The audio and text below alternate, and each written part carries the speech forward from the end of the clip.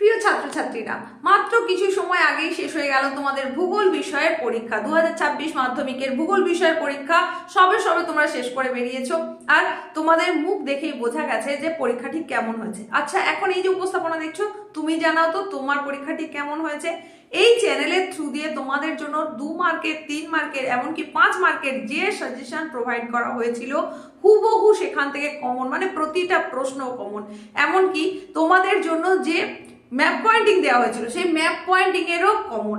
তাহলে 100% কমনের ছড়াছড়ি যেখান থেকে সেখানে একটা সেলিব্রেশনের মুড আসার কথা, কিন্তু এই মুহূর্তে আমরা সেলিব্রেশনের দিকে যাব না, তার কারণ মাঝে আর একটা দিনের গ্যাপ, তারপরে হচ্ছে তোমাদের অঙ্ক বিষয়ের পরীক্ষা। আর এই অঙ্ক বিষয়ের পরীক্ষায় ঠিক কিরকম ভাবে প্রস্তুতি নিতে হবে সেই সম্পর্কে নেক্সট উপস্থাপনায় তোমাদের জন্য নিয়ে চলে আসবো। এখন জেনে নাও আজকের ভূগোল বিষয়ের প্রশ্নের নির্ভুল সমাধান। দেখো, এখানে প্রথমেই ক বিভাগে যে প্রশ্ন রয়েছে সেখানে হচ্ছে কি না, বহির্জাত শক্তির মূল উৎস, এটা হবে অবশ্যই সৌরশক্তি। পরের প্রশ্নে পার্বত্য হিমবাহের পৃষ্ঠদেশে সৃষ্ট গভীর ফাটলগুলিকে বলা হয় থাকে ক্রেভাস। চলে যাচ্ছি পরেরটায়, দেখো হেটেরোস্ফিয়ারের প্রথম উপস্তরটি হলো আণবিক নাইট্রোজেন স্তর। চলে যাচ্ছি পরের প্রশ্নে, অর্থাৎ 1-4 দাগের প্রশ্নে। 1-4 দাগের যে প্রশ্নটা রয়েছে সেটা দেখে নাও। আল্পস পর্বতের উত্তর ঢালে এটা হবে ফন। শৈবাল সাগর দেখা যায়, এটা হবে আটলান্টিক মহাসাগর।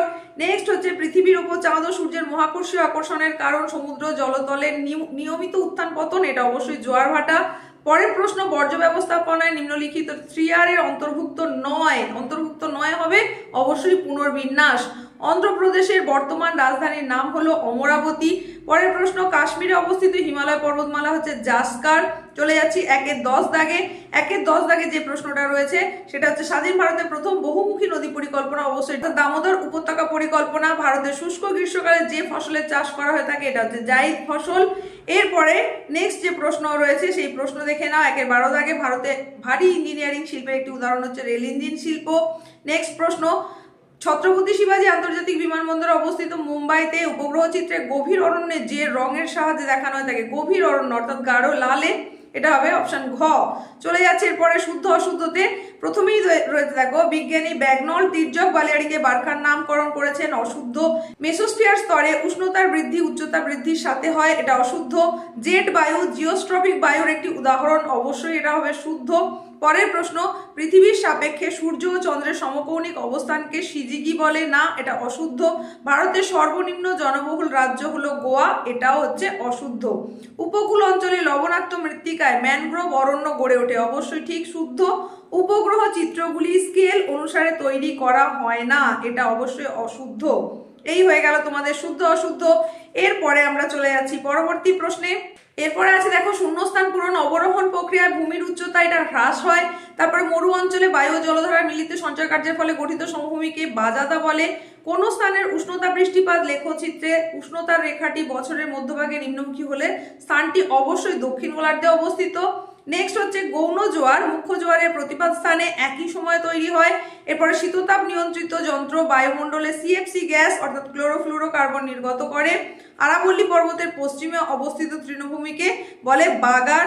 এরপরে জৈব বর্জ্য পদার্থগুলি জীবাণুর দ্বারা বিয়োজন পদ্ধতিতে এটা হচ্ছে কম্পোজিট বলে। এর পরবর্তীতে দেখো, নদীর জলপ্রবাহ মাপার এককের নাম হচ্ছে কিউসেক অথবা কিউমেক। সম্পৃক্ত বায়ুর আপেক্ষিক আর্দ্রতা কত শতাংশ, এটা হবে 100%। মেরু অঞ্চল থেকে কোন ধরনের সমুদ্র স্রোত প্রবাহিত হয়, এটা হবে শীতল স্রোত। মানব শরীরে কোন বিষাক্ত বজ্রের উপস্থিতিতে মিনামাটা রোগ হয়, অবশ্যই পারদ। ভারতের সর্বাধিক জলসেচ পদ্ধতির নাম হচ্ছে কূপ, নলকূপ। এর পরবর্তী, ভারতের উত্তর পূর্ব মৌসুমী বায়ু কোথায় বৃষ্টিপাত ঘটায়, করমণ্ডল উপকূলে। ইন্টারনেট ব্যবহারের দিক থেকে বিশ্বে ভারতের স্থান হচ্ছে দ্বিতীয়। ভূবৈচিত্র্য সূচক মানচিত্রে কোন রেখার সাহায্যে ভূমির উচ্চতা দেখানো হয়, এটা হচ্ছে সমোন্নতি রেখার সাহায্যে। চলে যাচ্ছি পরবর্তী প্রশ্নে, দেখে নাও। এদিকে তোমাদের স্তম্ভ মেলানো রয়েছে। ছোট নাগপুর, এটা হবে পরেশনাথ পাহাড়। অসম বরদৈ জেলা। হিমালয়, এটা হবে পাইন। আর চিকমাগালুর, এটা হচ্ছে কফি উৎপাদনের জন্য বিখ্যাত। তো তাহলে দেখে নিলে সঠিক উত্তর তোমাদের এমসিকিউ প্রশ্নের জন্য ঠিক কি হবে। তুমি কমেন্টে জানাও তোমার কতগুলো ঠিক হয়েছে, কেমন পরীক্ষা হয়েছে সার্বিকভাবে গোটা প্রশ্নের নিরিখে অবশ্যই জানাও। দেখা হচ্ছে পরবর্তী উপস্থাপনায়।